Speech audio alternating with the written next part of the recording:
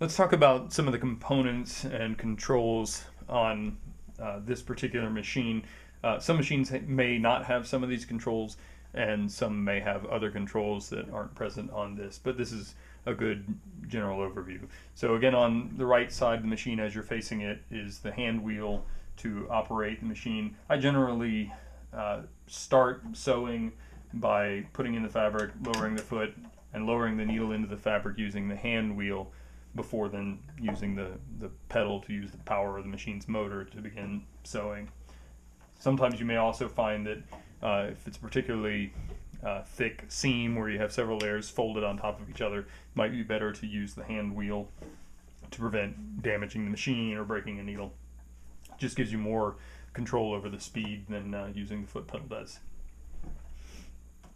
On top again is the bobbin winder on this particular machine. It may be in other places on your machine.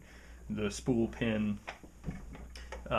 This control here is to control a mechanism inside this particular machine that has a number of embroidery stitches available. There are different discs, cams basically, that can be attached to this machine to create decorative stitches. I don't have any of the cams. I don't have the instruction for using that. I have really no interest at this point in doing embroidery stitches, so this just stays where it is. The next control controls the width of the stitch in zigzag mode. Many home-based sewing machines have the ability to do a zigzag stitch, and you can set the width for that stitch.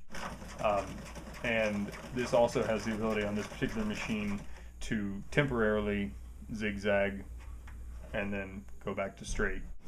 The next control on the machine does two things. It controls the length of the stitch, and it also activates reverse. Now you want to use reverse anytime you start sewing.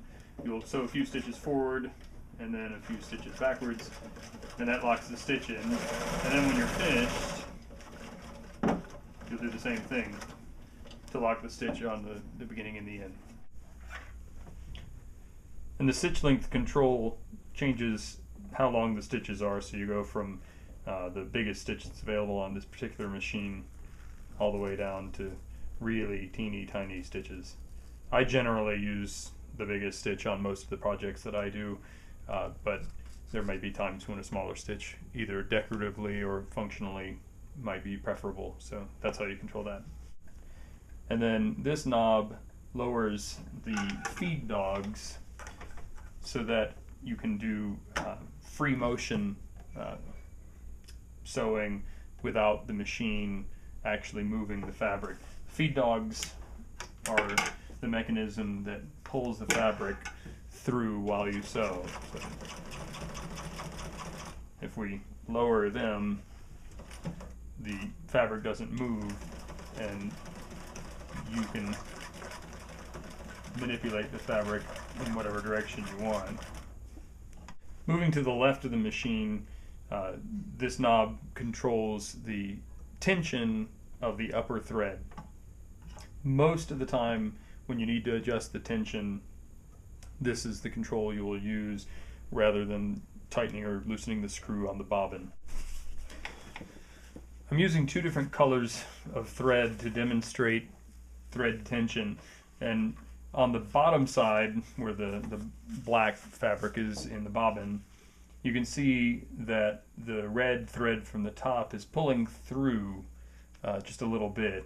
That tells me that I need to tighten the tension on the top thread so that it can pull against the bottom thread a little bit harder. So I'm going to turn that up a little bit and see what change happens as a result.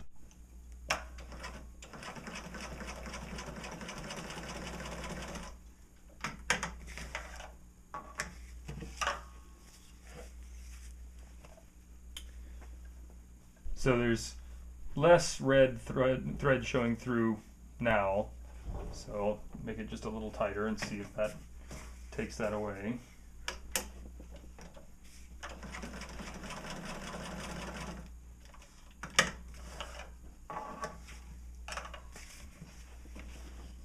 I don't know how well you can see it on the camera, but there's virtually no red thread showing through anymore, so now the tension's where I want it.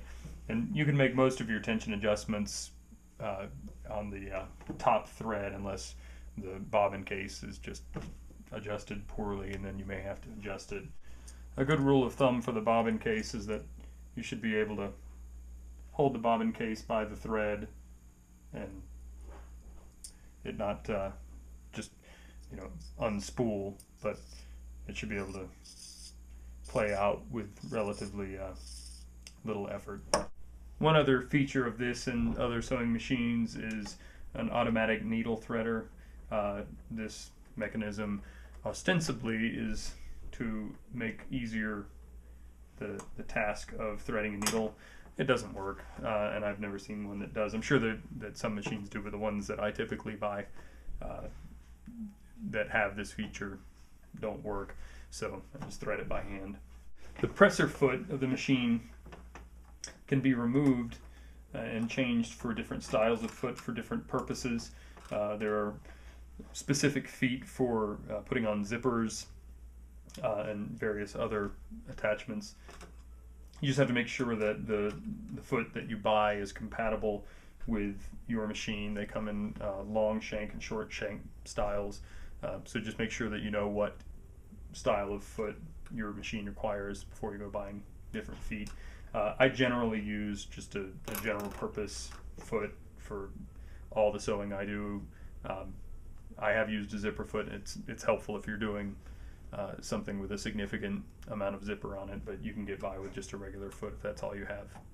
Most sewing machines will also have some sort of a thread cutter, just a small blade or sharp edge that you can cut the excess thread when you finish sewing something.